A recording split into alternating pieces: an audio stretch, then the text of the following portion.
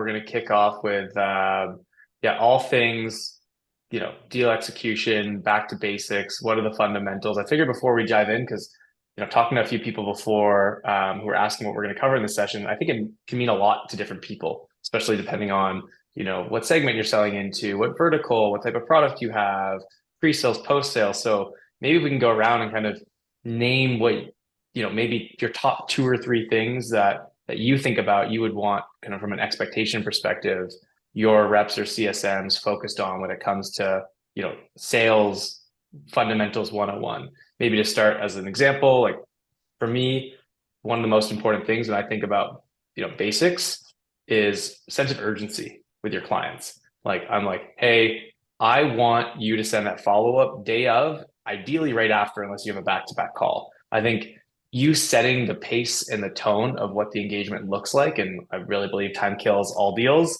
As much stuff you can do concurrently with as many stakeholders and as short as possible, to me, that is like foundational sales skills that everyone should be thinking about. When can I book the next call? Could it be that, the next morning or afternoon? Not, 2 or 3 days by default. That to me is incredibly, incredibly important. Another thing I think about too is thinking about deals in terms of people, not companies. Yes, you need an ROI and the business case and how do you help save the money or drive more revenue, but what do you understand what your champion or the stakeholders actually care about on a personal level? How does it drive their career forward? So those two for me are like the standouts. Like, if I'm talking to a rep and I ask them questions around it, they should deeply understand what those things are and how they're driving towards them. But maybe in reverse order, Matt D, if you want to go next and kind of call out, what are 2 or 3 things that you think are just absolutely core to your team thinking about on every customer engagement or opportunity? Yeah, I think you hit on a really important one that I would call kind of like account mapping, but just like understanding, having empathy. Who are you talking to? Where do they sit in the organization? What are they responsible for? Like, what are their KPIs? Like, we talk to so many buyers now that are worried about spending money has challenges associated with it. You don't want to stick your neck out for something, and having that empathy and understanding what they care about is super important. And then time management, which leads to the ability to keep your commitments and to follow up effectively and to have credibility. If you say you're going to do something that afternoon, do it that afternoon. Don't send it the next day with an apology, right? Like you don't want to lose credibility in small ways because it compounds over the sales cycle. Totally. Yeah. I love both of those. And Meg, what about yourself?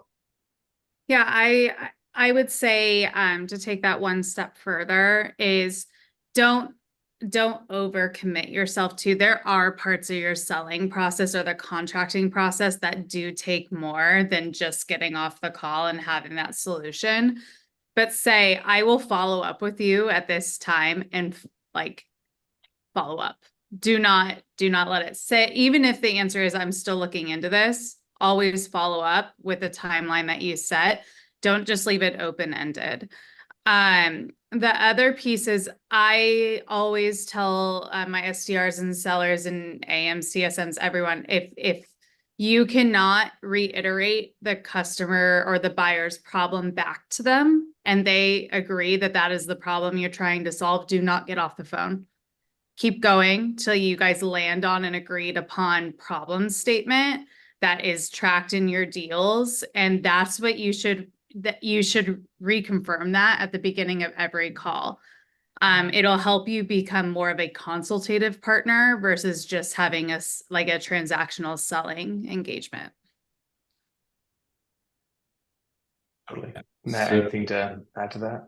Yeah, Ross, I mean, going back to your point about urgency and timeliness, this is really big for me. I just want to add one additional component to what you said that some people might not realize. Yes, it's important for salespeople, post-sales professionals to be urgent, responsive in their replies because it provides an exemplary client experience. What I think most people don't realize is that the more that you do that and the more consistently that you do that, the prospect or client is going to start mirroring your behaviors.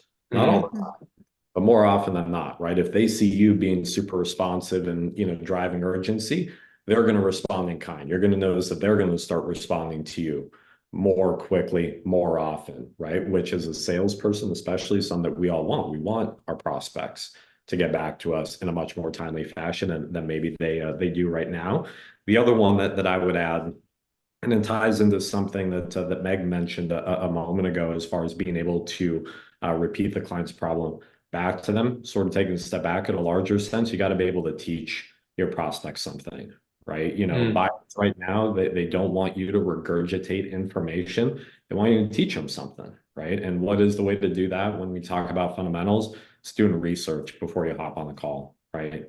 If you're selling to publicly traded companies, there's no excuse whatsoever to not know what their business priorities, what their challenges are, because they tell you every quarter, right? And hey, now good news, you have all these AI platforms. It's like, great, plug in this transcript into ChatGPT and pull out the 3 or 4 big takeaways, or 3 or 4 things that I need to focus on before I hop on the call with this particular prospect. Yeah, I agree. I also buy software. There is nothing more frustrating than getting on a call and someone asking me something that they could have found about me or my company on the internet. And I'm like, I went, like they'll ask me like, oh, where'd you go to college? I'm like, oh, didn't you read my LinkedIn? Like, like you don't need that.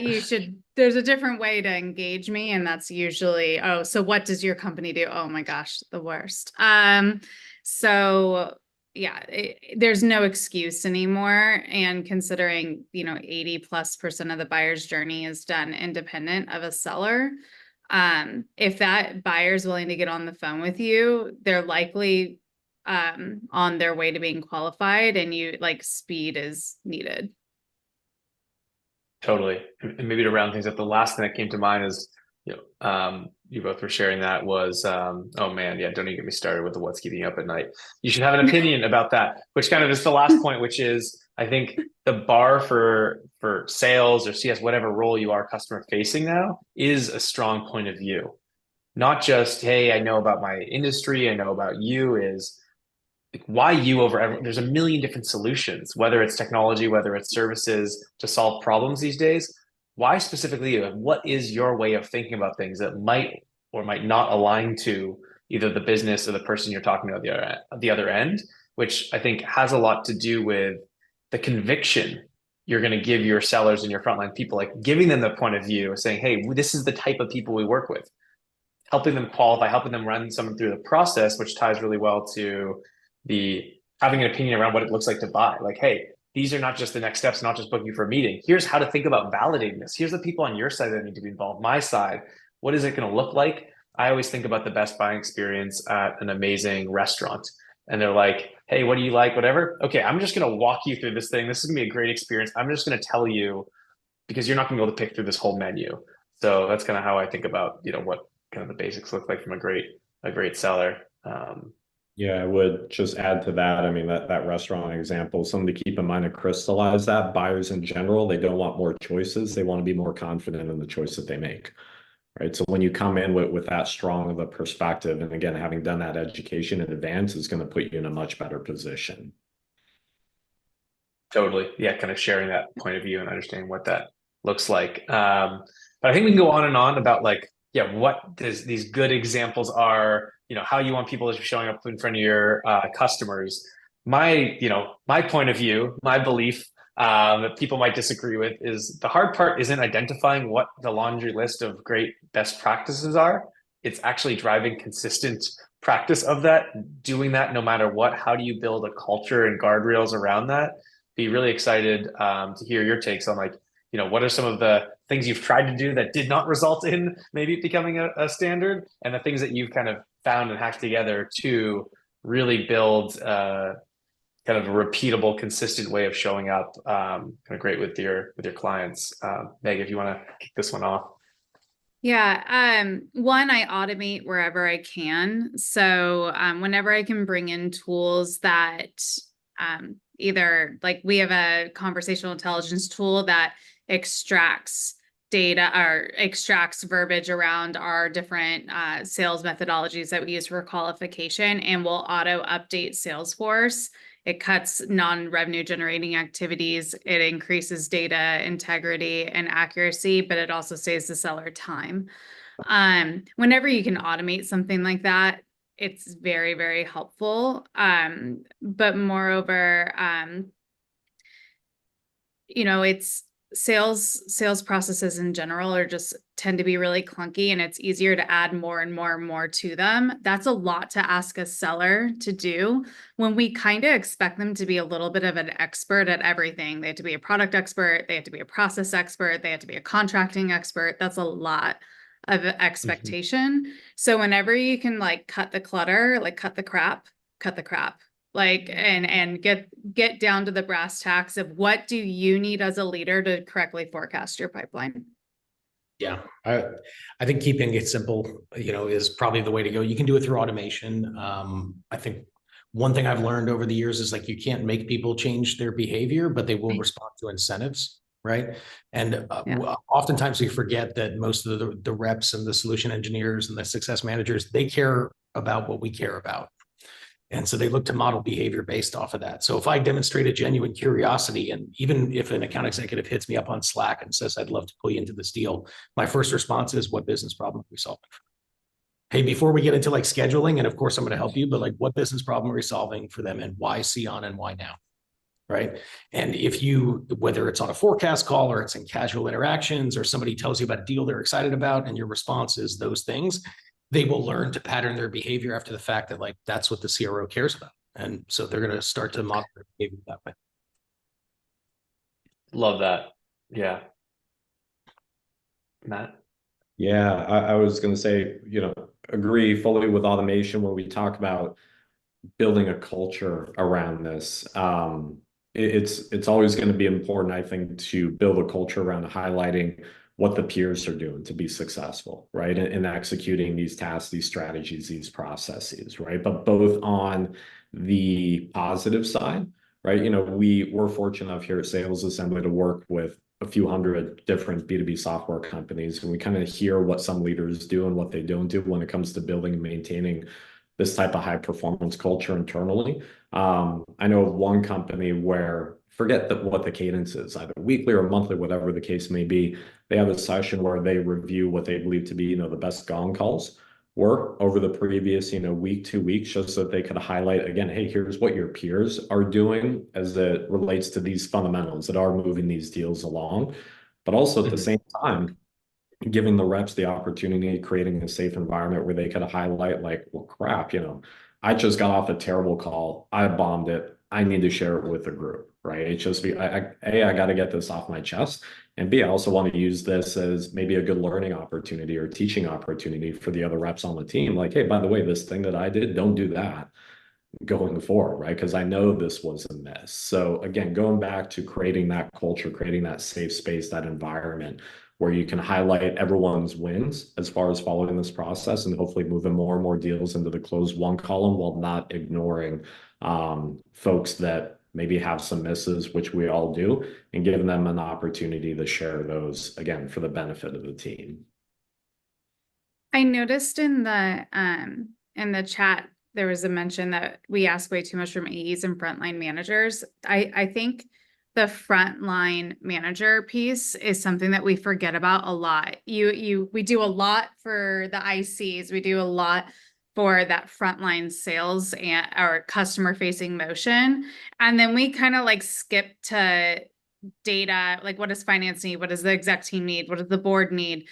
But the frontline leader is the most under-supported position in almost every company. And I remember when I was a frontline sales leader, there were just times where you're like mixing, you're just missing something. You're missing tools in your tool belt to be successful in your role, and that affects your sellers and it affects your quota. So I think it's something as leaders, we should always keep in mind of, when I do this, does this, like, how am I supporting the frontline leaders differently than our ICs and our frontline sellers?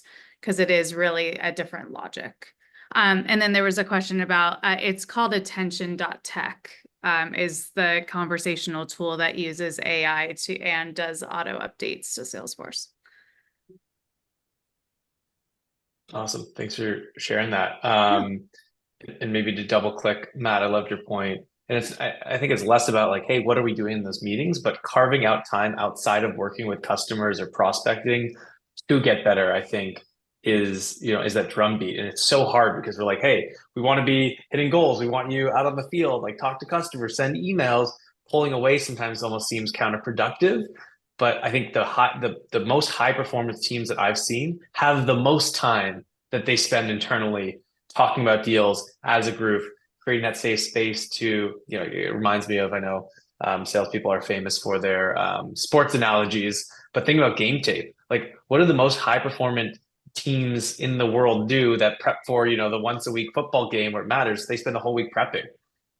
And if we get away from that and we just show up kind of 7 out of 10 on calls, hey, you could just spend that 1 hour a week as a team sharpening your sword so that you're 8 or 9 out of 10 on those calls and converting faster. But yeah, I think that's the challenge of the game, right? Is how much do you spend up leveling and how much do you spend actually executing?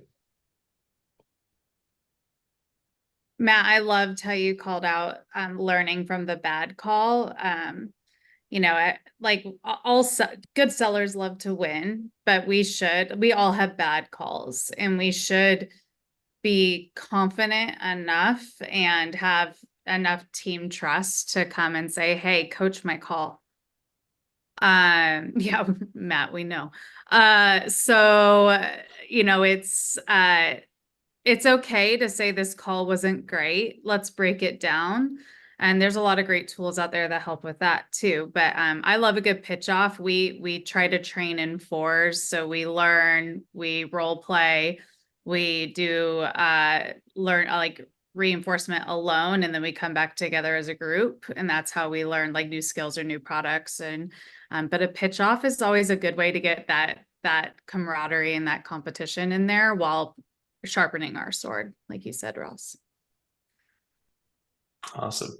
And Matt D, we'll throw this one to you and kind of shifting gears maybe to, okay, there's all these positive things. Where do you think sales leaders kind of miss in terms of key skills or strategies in terms of creating that foundation of best practices and the basics? Like, where do you think people are, under investing in from your perspective? Oh, as a sales leader, I think not spending enough time in deals and talking to customers. I think if I could spend 90% of my week talking to customers, I would. I'd make better decisions. It's a sort of paradox of leadership that like you're the furthest away from the customer sometimes, but you're expected to make the decision about what's right for the customer, what the strategy is. And so I think if you're not carving out a significant amount of time to use these tools like Gong and review calls and just get on random calls, like if there's anything other 100K ARR in my pipeline, like I want to know about it. I want to be on a call with the customer. Big renewals coming up. I want to go on site. I think that's probably, as a sales leader, the thing that you can do that pays the most dividends, both immediately and then it compounds over time. The more time I spend talking to customers, the better relationship I have with the product team. The better we do strategic planning for the year, the better we set targets. We make really key decisions based off of that. Yeah, love that. That's definitely a basic thing that I think we did get a bit away from in the last few years, especially as, we assumed that key renewals would just go through. We assumed that key deals didn't require kind of coming over the top of executive alignment. I think getting back into that motion, I was just talking to Mark Whalen, the CRO of Box yesterday, and he's like, I've always spent, 60-70% of my time focused on getting in front of customers and supporting my team. And that's the reality of the field. And hearing it from someone, hearing a deal review or from a manager, you're losing so much of the fidelity of the customer. So that's an awesome call out. And Meg, what about yourself? I would say as a sales leader, if you notice that sellers are consistently cutting corners, and you have kind of 2 problems there. You may have too many processes or too many steps, and you should and it's really common to create process and steps to solve behavior issues versus actually getting like brass tacks of like the problem you're trying to solve organizationally. Well, every time it's just like putting a bunch of band-aids on, and then eventually the processes are just too long. So ripping those back is really important. And sometimes that takes really good collaboration with your internal partners like deal desk and finance and legal to say, hey, are we babysitting with this process, or is this process actually pushing the business forward? And the second part of that, though, is if you have sellers taking shortcuts around things that drive data, you're going to eventually have a really bad data integrity issue. And then you'll have your C-suite or your execs or your internal partners start challenging the validity of the data in your CRM. And by the time you get there, it's often too late. So just staying on top of making sure that you have good data hygiene, you don't have reps skipping those steps is really important to do proactively, because once it's too late, it's too late. Yeah, one thing I would add, it might sound weird when I first say it, but providing the skills and competencies to empower your reps. And again, this depends on your sales motion and all that good stuff, to meet clients and prospects in person. Right. And that sounds like, well, I mean, all of us on this call that just dated ourselves by talking about our first or our favorite concerts. Like, yeah, meeting in person, we could do that, but we know that this was a problem. This has been brought up to us over the past year, where when you think about it, yeah, someone that graduated college 2018, 2019, became an SDR, worked all through COVID, promoted into an AE. Now, 2023, 2024, it's like, okay, how do we break through the noise? We got to get our folks out meeting people in person. We have worked with companies where, as they start to make this push towards doing stuff in person, they start getting a lot of pushback internally, and they couldn't figure out why. There was like, oh, is it a work-life balance thing? Do you just not want to travel? It's like, no, it's because the reps were having legitimately anxiety attacks. So like, I'm used to this. I mean, what do you mean I have to take, 3-4 people out to a dinner, right? And then when they would actually go on site, and again, it might sound silly to people like us that have been doing this for a few years, but just the logistics. Like, if I'm in a hotel and I have to take an Uber to someone's office, do I schedule the Uber so that I get there like 2 minutes before meeting time? It's like, well, no. I mean, you have to account for check-in and security, and what if there's traffic? All these things that are just foreign to them because they never had to do it, right? So again, just not ignoring that, being cognizant of the fact that if you are pushing your team to do more and more in-person stuff, which many companies are now doing, and for good reasons, for some of these young folks that just joined your organization pre-COVID, it sounds like a long time, 4 or 5 years ago, they've just been doing this, right, virtually for the past 4 years. So don't ignore that, because that, whether it's, investing in trade shows or conferences or road shows, whatever the case may be, you're going to be setting your team and therefore yourself up for failure if you're just not being mindful about some of those things that they haven't had any direct exposure to.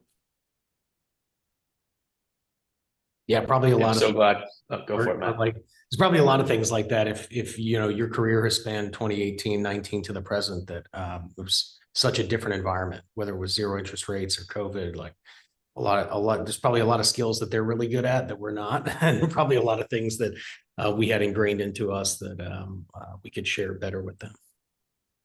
Yeah, Totally. and I think just being empathetic to that discomfort is part of being a leader today. I recently had a seller tell me, well,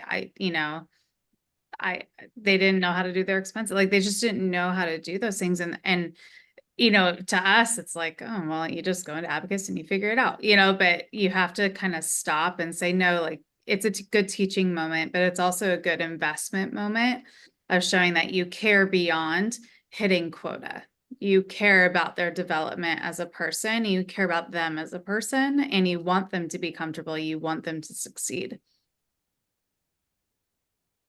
I'm so glad that we brought up the topic around onsites, because kind of sadly, I feel like this, might not even fit into the basics anymore, the fundamentals. Like, I remember, when I first got promoted from more of an SMB selling to startups to mid-market, like how important that moment was early on in the deal to try to get on site with a champion, to bring in other senior stakeholders, for me to be able to elevate maybe on our side and bring on a manager or a product leader, someone that is going to kind of meet other folks that I wouldn't get on a Zoom call with, like, and how bad I was to start, like how just terribly those first calls went, how closely I worked with more senior AEs on my team to bring them in on these to kind of coach me up on it. and to think about the amazing experiences I had with other more junior E's that would join the team to kind of go with them. And I feel like, yeah, like it's just in retrospect of, building a cord, I was kind of out of the sales game and now thinking about, wow, there's people that have been promoted from that, like Matt was saying, maybe had some previous experience, became an SDR for a year or two, promoted, might be like a mid-market 5, 6, 7 years experience and has not gone through all of those failures and coaching other people up to unlock how powerful it is to go on site. Plus, how hard it is to even find the people because they're all over the place, right? Like they might be headquartered in Chicago, and all my key stakeholders are in 5 different cities in the states, and you still need to figure out how to get in front of them. So I'm so glad that came up, and would be curious maybe to run it back of like, how have you been supporting your team or running plays around getting on site in this kind of partly fully remote world and with AEs and without a culture of getting on site in pairs and bringing in folks, like thinking about bringing your product leader. Like maybe you never even met them in person and you've been at the company for 3 or 4 years. So curious to hear if anyone's kind of been focused on that. Yeah, you try to encourage it for deals of a certain size, certain level of complexity where it makes sense to get on site. But also we do a lot of field marketing that's really effective here. So, we host customer dinners in locations where we have like hubs of prospects and customers. And frankly, as good as it is to get a product leader from our team on site to talk to a customer, sometimes it's better to have them talk to another customer, right? And so we host events in London, San Francisco, New York, where like most of our fintech and gaming customers are. And we'll put together a dinner for 12 or 14 people. We'll invite 3 or 4 customers, a couple of account managers and account executives, and 6 prospects, right? Have like a nice dinner together in the city that they're in, and then from there look to build the relationship and maybe go on site the next week, that kind of thing. So it's definitely tough to create those circumstances, but it's also good to get 4 or 5 reps that don't have that muscle built up in front of a field marketing team that has everything locked together and they know how to do logistics really well. And they sit down and they're like, wow, there's a menu. It has the customer's name on it. They're like, this is cool. And they start imprinting on how important those little touches are. Yeah, that's a great call. Yeah, Do you we have that as a also- requirement? Oh, sorry. Matt, I'm just curious, do you have that as a requirement for deals above a certain size, or does that kind of get unlocked as an option? How do you think about memorializing that? We have a tempo in the business, and we have sort of spiff games around who can get their prospects and customers to these dinners. So like we announce them pretty far in advance to the sales team, and we gamify the invitations to it. And so we press it really hard. We talk about it all the time. And so, yeah, we want like every prospect that's active in New York. If we have to like double the size of the room, we'll do it. Also because you're only traveling one place, right? So I'll take a deal of any size if they're going to talk to a customer. Like it's sort of a sunk cost to rent the room, right? Awesome. Makes sense. Sorry to interrupt you, Meg. Oh, it's okay. I was just gonna say we also really transitioned from maybe not as big a booth space, not as big a presence at certain conventions, but doing more like customer events where we do bring in existing customers and prospects. And your customers, if you have really good partnerships with them, will absolutely sell on your behalf. I think I've probably sold a customer for Matt or got someone really far in their interest, because I've been a sales assembly customer for multiple organizations now, and I really believe in their brand and what they do. So that's such a great way to invest. And then I would also just say that when we do take younger or more inexperienced sellers to trade shows or conventions, dependent on their role, we'll give them really clear initiatives. So like our SDRs, we tend to say, you're going to stay in the booth. You don't sit down. You engage with people. We're going to have our podcast playing in the background, know what episode it is and what the topics are, like those type of things. And we'll give them really clear objectives. Whereas our AEs, we may say, hey, we want you to go to this session. We're looking for these 5 prospects that we've been talking to, and we're looking for them to like network and engage. So we just give really clear direction. And it helps them like learn and grow in different ways than just, everyone's been at a trade show where you look over and and you see someone just sitting behind a table and they're not engaging with anyone, that's a really poor investment. You're going to have a bad ROI. Totally. And not a great look for your company or brand No. either, kind of like net negative. Well, I know Matt is a huge advocate of, getting people on site and together and everything. And I think the city visits play is a great one if you want to share maybe a bit about, why that's been such, I think, a big push to not just, doing one or two big conferences, but kind of breaking that up and being in a handful of different cities where your customers or prospects are. Yeah, thanks. And thank you, Megan, for the kind words. The check is in the mail. Yeah, so in person, to Ross's point, it is really big for us. And, for context, we're bootstrap company. We don't have the VC money flowing in like pretty much every single company that we work with. So we do have to be pretty economical when it comes to our time. But yeah, a recipe that works for us is making sure that if we are attending a conference or even hosting our own dinner, which we tend to do every month in different cities across the US, that the compelling event, that the one thing that we're traveling for is not just that, right? So for example, I'm headed to New York in a few weeks to host a dinner there. I'm flying in, a day, 2 days early.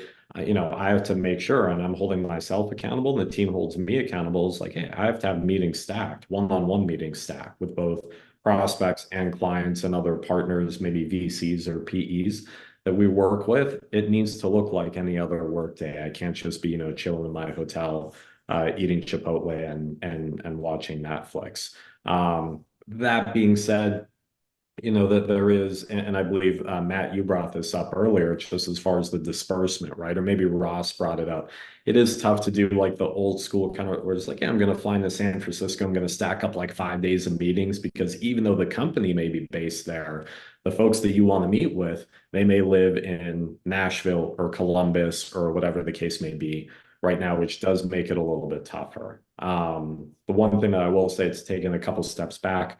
How can leaders sort of empower their teams to get better at this in-person stuff? Like a lot of other things, leading from the front, leading by example, right? Not just sending your teams out there, but especially in the early days when you're running this initiative, actually going out there with them and showing them how it's done. Yeah, it's a great that's a great call out.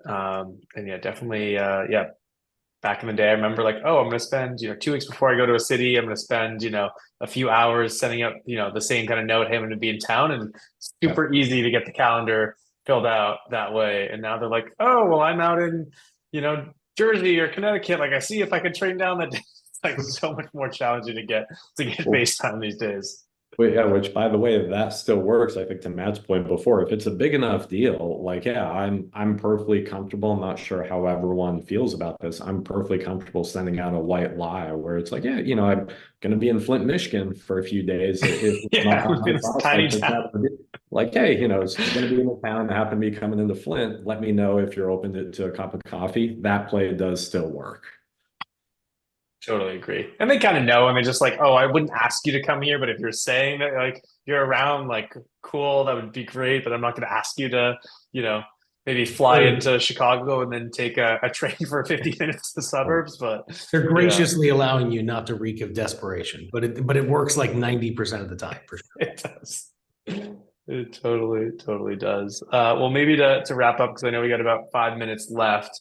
We've talked a lot about what we're asking of our teams to do in terms of, getting on site, sense of urgency, personalization. As leaders, I would be curious to hear, what are some of the foundational things that you're holding yourself accountable to in terms of running your team, in terms of the culture, kind of around like, kind of foundational excellence. For example, one thing that I'm trying to do is better documentation. I feel like I've done a really bad job of making it clear what great looks like in terms of the first call, in terms of the discovery questions, and just assuming, hey, this smaller team is going to figure it out.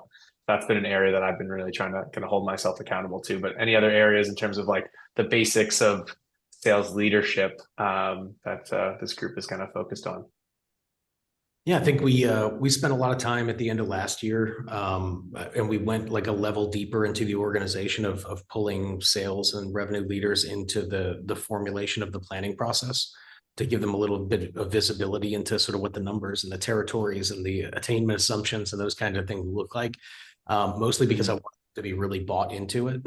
And so it could sort of, not that we crowdsourced it and everybody got to have an opinion, but we gave everybody a seat at the table while we put it together to sit with finance. And the feedback that we got, especially from the marketing and the sales leaders, was like, wow, this is such a great experience. I've never seen this like pulled together this way. But now I feel like they have a sense of ownership over it. So I think a lot of times you have a tendency to like centralize decision-making and authority and confuse the two for the same thing when they're not. And so, you know, letting leaders kind of rise up and giving them a lot of visibility into those things makes us more efficient. I love that. And it's Love that. doing it with them, not to them, which I think is so important. One, it makes them feel proud and accountable to it because they were part of the process. I mean, there's nothing worse. I can remember when I was a seller and I would get my quota and I'd be like, who's the jabroni who put this together? Like, I do not know how they even came to this number. They don't know my territory at all. And I just felt like I had no skin in the game. And so really being able to like bring people along in the journey. It'll also help them if they do want to have a career path in different types of leadership or in different departments. Like, it's just good visibility. If you're in a situation where you don't like, if the sales leaders or the finance leaders don't feel comfortable bringing people along in the journey, I think there's just like a natural sense of distrust at times. And so definitely whenever you can do it with someone, not to someone, it's always a better experience. And I did figure out how to bring jabroni into my statement. Didn't go unnoticed. Gonna say you only have 3 minutes left, Meg. So yeah, kudos to you for hitting quota.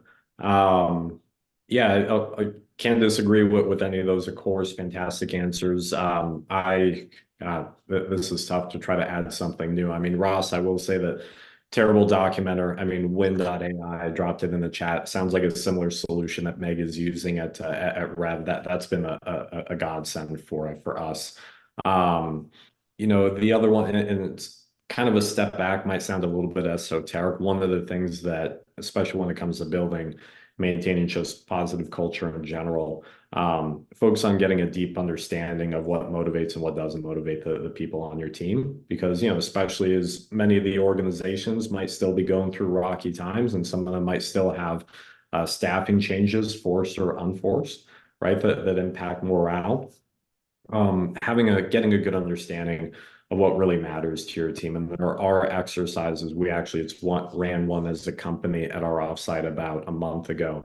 And, you know, the results were really interesting, you know, finding out again, specifically how people like to be praised, how they're going to be motivated, how they don't like to be praised. And I realized that I was doing a whole lot of things wrong. You know, I thought like, hey, you know, I'm praising my team, this and that. And you know, one CSM on our team specifically said like, hey, you keep doing this, by the way, this is meaningless to me, right? So, you know, if and when, you know, I go somewhere else and we're doing like an exit interview, I would think like, well, no, I mean, I've been building you up so much and like been telling you like such a good job that you've been doing. It's like, no, but the way that you've been doing it and what you've been telling me I've been doing a good job at, that doesn't impact me at all, right? So just really digging deep and finding out what is going to motivate your team and trying to find a way to lean into those activities as a leader. I think that's all of our responsibilities.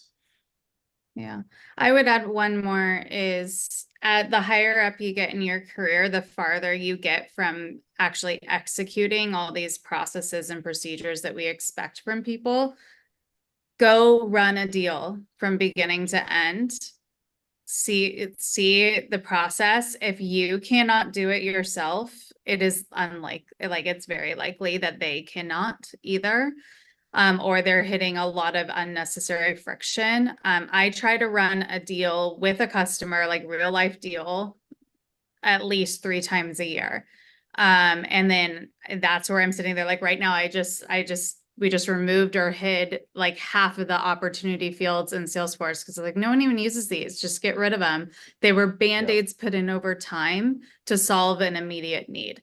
And so you rip them out. Like if you get too far and you don't know the process, your sellers or your team will stop coming to you for solutions around that because it just doesn't land because you don't understand the impact of what they're asking for.